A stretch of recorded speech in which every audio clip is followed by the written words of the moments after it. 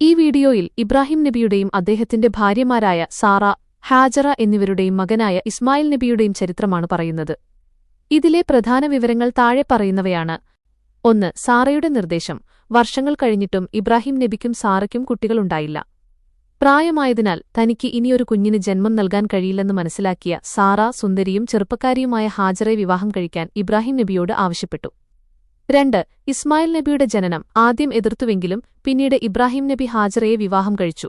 അവർക്ക് അല്ലാഹു ഒരു ആൺകുഞ്ഞിനെ നൽകി അനുഗ്രഹിച്ചു. അവന് ഇസ്മായിൽ എന്നു പേരിട്ടു. 3. അല്ലാഹുവിന്റെ കൽപ്പന. ഇബ്രാഹിം നബിക്ക് മകനെ വളരെ ഇഷ്ടമായിരുന്നു. എന്നാൽ ഒരു ദിവസം ഉറക്കത്തിൽ അദ്ദേഹത്തിന് അല്ലാഹുവിന്റെ കൽപ്പനയുണ്ടായി, ഭാര്യയെയും മകനെയും ഒരു പ്രത്യേക സ്ഥലത്ത് കൊണ്ടുപോയി ഉപേക്ഷിക്കാൻ. 4. മരുഭൂമിയിലേക്കുള്ള യാത്ര. വിഷമത്തോടെയാണെങ്കിലും അല്ലാഹുവിന്റെ കൽപ്പനയനുസരിച്ച് ഇബ്രാഹിം നബി ഹാജറയെയും കുഞ്ഞിനെയും കൂട്ടി മരുഭൂമിയിലൂടെ ദിവസങ്ങളോളം സഞ്ചരിച്ചു. ഒടുവിൽ അവർ ജീവജാലങ്ങളോ മരങ്ങളോ ഇല്ലാത്ത വരണ്ട പ്രദേശമായ മർവ പർവ്വതത്തിന്റെ താഴ്വാരത്തിലെത്തിച്ചേർന്നു. 5. ഹാജറയുടെ ചോദ്യം. അവിടെ അവരെ ഉപേക്ഷിച്ച് ഇബ്രാഹിം നബി തിരികെ നടക്കാൻ തുടങ്ങിയപ്പോൾ ഹാജറ കരഞ്ഞുകൊണ്ട് ചോദിച്ചു, ഞങ്ങളെ ഈ മരുഭൂമിയിൽ ഒറ്റക്കാക്കി എങ്ങോട്ടാണ് പോകുന്നത്? ഇബ്രാഹിം നബി ഒന്നും മറുപടി പറയാതെ നടന്നപ്പോൾ അല്ലാഹു ചെയ്യാൻ പറഞ്ഞിട്ടാണോ എന്ന് ഹാജറ വീണ്ടും ചോദിച്ചു. അപ്പോൾ അദ്ദേഹം തലകുലുക്കി അതേന്ന് സമ്മതിച്ച് അവിടെ നിന്നും നടന്നു. ഇബ്രാഹിം നബി, അല്ലാഹുവിന്റെ പ്രവാചകൻ, അല്ലാഹുവിന്റെ കൽപ്പന പ്രകാരം തന്റെ ഭാര്യയായ ഹാജറയെയും മകൻ ഇസ്മായിലിനെയും വിജനമായ മരുഭൂമിയിൽ, ഇന്നത്തെ മക്ക, മർവ എന്നറിയപ്പെടുന്ന സ്ഥലം ഉപേക്ഷിച്ച് മുന്നോട്ടു നടന്നു. അദ്ദേഹം തിരിഞ്ഞുനോക്കാതെ മുന്നോട്ടു പോയപ്പോൾ അല്ലാഹു തങ്ങളെ സംരക്ഷിച്ചുകൊള്ളും എന്ന വിശ്വാസത്തിൽ ഭാര്യ ഹാജറ അദ്ദേഹത്തോട് വിഷമിക്കേണ്ടതില്ല എന്നു പറയുകയുണ്ടായി. അവർ താമസമാക്കിയ ആ സ്ഥലത്ത് മരങ്ങളോ ജീവജാലങ്ങളോ വെള്ളമോ ഒന്നും തന്നെ ഉണ്ടായിരുന്നില്ല.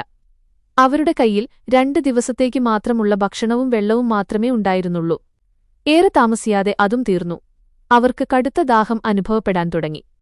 കുറച്ചു കഴിഞ്ഞപ്പോൾ കുഞ്ഞ് ദാഹം കൊണ്ട് കരയാൻ തുടങ്ങി. വെള്ളത്തിനായി ഹാജറ ബീവി അടുത്തുള്ള മർവ പർവ്വതത്തിലേക്ക് ഓടിക്കയറി. അവിടെ ആരെങ്കിലും കാണുകയോ വെള്ളം ലഭിക്കുകയോ ചെയ്യുമെന്ന പ്രതീക്ഷ അവർക്കുണ്ടായിരുന്നു. എന്നാൽ അവിടെ ഒന്നും കാണാൻ സാധിച്ചില്ല. തുടർന്ന് അവർ അടുത്തുള്ള പർവ്വതമായ സഫയിലേക്ക് ഓട്ടി. അവിടെയും അവർക്ക് ഒന്നും കണ്ടെത്താനായില്ല. അങ്ങനെ അവർ സഫാമർവ പർവ്വതങ്ങൾക്കിടയിലൂടെ 7 തവണ ഓട്ടി. അപ്പോഴേക്കും അവർ വളരെയധികം തളർന്നിരുന്നു. അവസാനം അവർ കുട്ടിയുടെ സമീപം തിരിച്ചെത്തിയപ്പോൾ ഒരു ശബ്ദം കേട്ടു. അവർ അതെന്താണെന്നറിയാൻ വേണ്ടി കാതോർത്തുനിന്നു. വീണ്ടും ആ ശബ്ദം കേട്ടപ്പോൾ അവർ ചോദിച്ചു, നിങ്ങൾ ആരാണെങ്കിലും അല്ലാഹു നിങ്ങളെ എനിക്ക് കേൾപ്പിച്ചു തന്നു, എന്നെ സഹായിക്കാൻ നിങ്ങൾക്ക് കഴിയുമോ? അപ്പോൾ അവിടെ അല്ലാഹുവിന്റെ ഒരു മാലാഖ പ്രത്യക്ഷപ്പെട്ടു. ആ മലക്ക് ഭൂമിയിൽ കുഴി കുഴിക്കുന്നത് ഹാജറ ബീവി കണ്ടു. വെള്ളം കാണുന്നതുവരെ മലക്ക് കുഴിച്ചുകൊണ്ടേയിരുന്നു.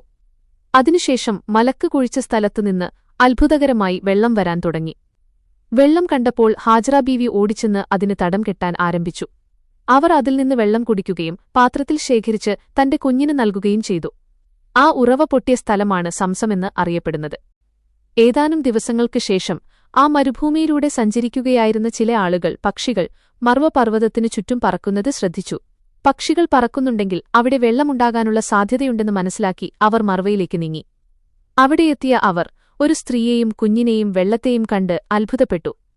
തുടർന്ന് അവർ ഹാജറ ബീവിയോട് അവിടെയുള്ള വെള്ളം ഉപയോഗിച്ചോട്ടെ എന്ന് ചോദിച്ചു.